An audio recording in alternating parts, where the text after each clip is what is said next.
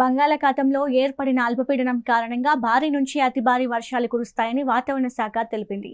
ఇక రానున్న 24 గంటల్లో ఆంధ్రప్రదేశ్లోని కొన్ని జిల్లాలకి భారీ వర్ష సూచన జారీ చేసింది. ఇక ఇదే విషయాలపై వాతావరణ శాఖ డైరెక్టర్ శ్రీనివాస్తో మా Visakha bureau chief Bharat Kumar face to face.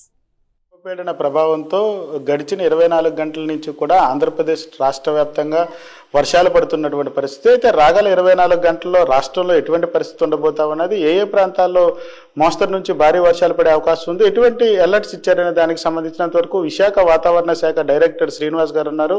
ఆయన అడిగి తెలుసుకునే ప్రయత్నం అయితే చేద్దాం. సార్ నమస్తే. అల్పపీడన అలాగే ఉందా సార్? దీని ప్రభావం ఆంధ్రప్రదేశ్ రాష్ట్రం పైన ఏ విధంగా ఉండబోతా ఉన్నది?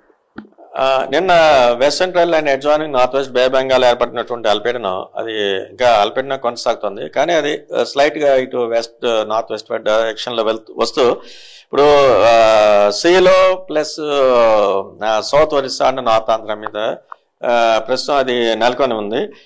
దీని ప్రభావం చేత నెక్స్ట్ 24 అవర్స్ వరకు కూడా మన రాష్ట్రంలో ఒక మాస వర్షాలు పలు ప్రాంతాల్లో వచ్చేటువంటి అవకాశం ఉంది. అలాగే కొన్ని జిల్లాలకు అయితే భారీ వర్ష సూచన కూడా ఇస్తున్నాం. ఉత్తరాంధ్ర వైపు చూస్తే ఇది east Godavari, west Godavari and Eluru ఈ 3 జిల్లాలకు కూడా ఉత్తరాంధ్రలో భారీ వర్ష సూచన. అలాగే ఆల్మోస్ట్ దక్షిణ కోస్తా ఆల్మోస్ట్ అన్ని జిల్లాలకి అంటే ఎన్టీఆర్, కృష్ణా, గుంటూరు, పల్నాడు, నెక్స్ట్ కింద నెల్లూరు, ప్రకాశం అండ్ తిరుపతి జిల్లా కూడా అంటే కోస్టల్లో కొన్ని గూడూరు అంటే తడ ప్రాంతాలు కూడా కొంచెం కవర్ అయ్యే ఛాన్సెస్ ఉంది. ఈ దక్షిణ అన్ని జిల్లాలకి కూడా 1-2 చోట్ల భారీ వర్షం వచ్చే ఛాన్సెస్ ఉంది. అలాగే నెక్స్ట్ ఇటు రాయలసీమ కూడా కర్నూలు అండ్ నంద్యాల ఈ 2 జిల్లాలకు కూడా ఈ రోజు వరకు భారీ వర్ష సూచన. రేపటి నుంచి మట్టికి భారీ వర్ష సూచన అయితే ఇవ్వట్లేదు. ఒక మాసం వర్షాలు వచ్చే అవకాశం అవుతుంది. గడిచినటువంటి 24 గంటల పరిస్థితి చూస్తే ఫెయిర్లీ వైడ్ స్ప్రెడ్ రైన్స్ అయితే మనకి కోస్తా ఆంధ్రలో కానీ ఇటు రాయలసీమలో కూడా అక్కడక్కడ చెదురుమదురు వర్షాలు అయితే రికార్డ్ అయ్యాయి. అత్యధికంగా అయితే ఇటు విజయనగరం జిల్లాలో ఉన్నటువంటి పొసపేట రేగలో 7 సెంటీమీటర్స్ రికార్డ్ అయింది. అలాగే నెక్స్ట్ పార్వతీపురం జిల్లాలో ఉన్నటువంటి వీరగంధం దగ్గర 6 సెంటీమీటర్స్. అలాగే విశాఖపట్నం జిల్లాలో ఉన్నటువంటి భీమునిపట్నంలో 5 సెంటీమీటర్స్.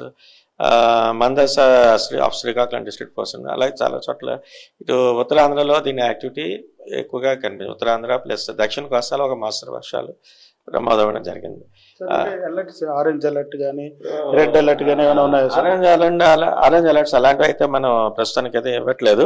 ఓన్లీ దక్షిణ కోస్తాలో ఉన్న కొన్ని జిల్లాలకి ఉత్తరాంధ్రలో ఉన్నటువంటి ఈస్ట్ వెస్ట్ అండ్ ఏలూరు జిల్లాలకి ఎల్లో అలర్ట్స్ మటుకే ఇస్తున్నాం. అంటే ఓన్లీ హెవీ రైన్ఫాల్ వరకు వార్నింగ్స్ ఉన్నాయి. అలాగే దీనివల్ల వచ్చేటువంటి గాలులు ఉంటాయి కదా, ఈ బలమైన ఈదురు గాలులు కూడా ఇంకా ఈ రోజు కూడా కంటిన్యూ అయ్యే ఛాన్స్ ఉంది. అంచేత ఈ రోజు కూడా ఫిషర్మెన్ కమ్యూనిటీని ఎవరిని కూడా వేటకు వెళ్ళొద్దని చెప్తున్నాం. అంతే సార్. ఈ ప్రభావం రాగల 24 గంటలు ఇదే కొనసాగుతుందా? రాగల 48 గంటల్లో పరిస్థితులు మారే అవకాశం ఉండబోతా ఉంది అంటే గ్రాడ్యువల్ గా రైన్ఫాల్ ఇంటెన్సిటీ తగ్గే ఛాన్స్ ఉంది. ఇదైతే రాగల 24 గంటల్లో రాష్ట్రంలో కొన్ని చోట్ల మోస్తరు నుంచి భారీ వర్షాలు, మరి కొన్ని చోట్ల భారీ నుంచి భారీ వర్షాలు, అతి భారీ వర్షాలు పడే అవకాశం ఉందంటూ కూడా వాతావరణ శాఖ అధికారులు చెప్తున్నటువంటి పరిస్థితి కనిపిస్తూ ఉంది. కెమెరా పర్సన్ నారాయణతో భరత్, మెగా 9 టీవీ, విశాఖ వాతావరణ శాఖ కేంద్రం నుంచి.